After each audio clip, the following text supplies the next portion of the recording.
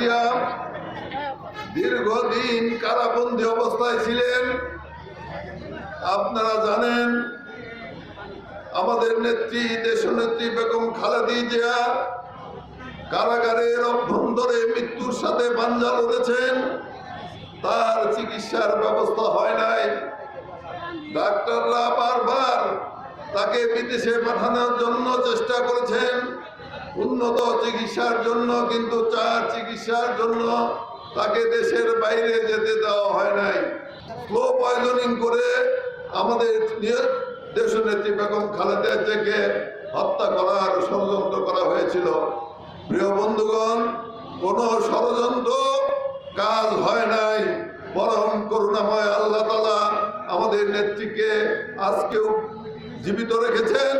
আমি আপনাদের কাছে অনুরোধ করব, আপনারা সকলেই আজকে দোয়া করবেন আমাদের নেত্রী যাতে সুস্থ হতে পারে, আমাদের নেত্রী যাতে দীর্ঘায়ু লাভ করতে পারে, আমাদের নেত্রী যাতে বাংলাদেশের নেতৃত্ব দিতে পারে, বাংলাদেশের জনগণের নেতৃত্ব দিতে পারে, দেশের স্বাধীনতা এবং সার্বভৌমত্বকে শক্তিশালী করার জন্য, বাংলাদেশকে সারা বিশ্বের বুকে একটি শক্তিশালী রাষ্ট্র হিসাবে তৈরি করার জন্য তিনি যাতে কাজ করতে পারেন, সেই জন্য আমরা সকলেই আজকে তার জন্য পরম করুণাময় আল্লাহ তাআলার কাছে আমরা দোয়া করব। আমরা অন্তর থেকে দোয়া করব। আমরা যারা এখানে আছি সকলেই আমরা অন্তর থেকে তার জন্য দোয়া করব। প্রিয় বন্ধুরা আমার, আপনারা জানেন আমাদের নেত্রীকে তত্ত্বাবধায়ক সরকারের আমলে বিদেশে যাওয়ার জন্য বলা হয়েছিল। নেত্রী বলেছিলেন আমি বিদেশে যাব না, এই দেশ সারা অন্য কোনো জায়গায় আমাদের কোনো ঠিকানা নাই, আপনাদের নিশ্চয়ই মনে আছে। এবং তিনি এই দেশে ছিলেন। শেখ হাসিনা তখন বিদেশে গিয়ে ষড়যন্ত্রের পর ষড়যন্ত্র করে আবার দেশে ফিরে এসে সেই ষড়যন্ত্র বাস্তবায়িত করে ক্ষমতায় এসেছিলেন। আমাদের অভ্যন্তরে বিভেদ সৃষ্টি করে, আমাদের অভ্যন্তরে ভুল বোঝাবুঝি সৃষ্টি করে, বিভেদ সৃষ্টি করে ওরা সুযোগ নিতে চাচ্ছে। নানান প্রকার ষড়যন্ত্র হচ্ছে। নির্বাচন যাতে না হয় তার জন্য ষড়যন্ত্র হচ্ছে, গণতন্ত্র ধ্বংস করার জন্য ষড়যন্ত্র হচ্ছে। বিদেশিরা আজকে নানাভাবে বাংলাদেশের স্বাধীনতা এবং সার্বভৌমত্ব বিপন্ন করার ষড়যন্ত্রে লিপ্ত আছে।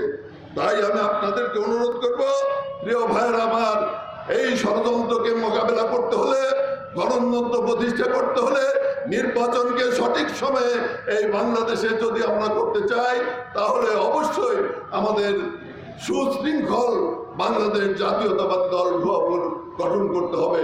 সমস্ত অঙ্গ সংগঠনগুলোকে সুশৃঙ্খল থাকতে হবে, যাতে করে ওই স্বৈর শাসনের যারা ফ্যাসিস্ট শাসনের দাবেদার ছিল, যারা ফ্যাসিস্ট দাননের তলবিবাহক ছিল, তারা যাতে কোনো ক্রমে বাংলাদেশের স্বাধীনতা, বাংলাদেশের সার্বভৌমত্বকে নস্যাৎ করতে না পারে, সেই কারণে আমাদের ঐক্যবদ্ধ থাকতে হবে।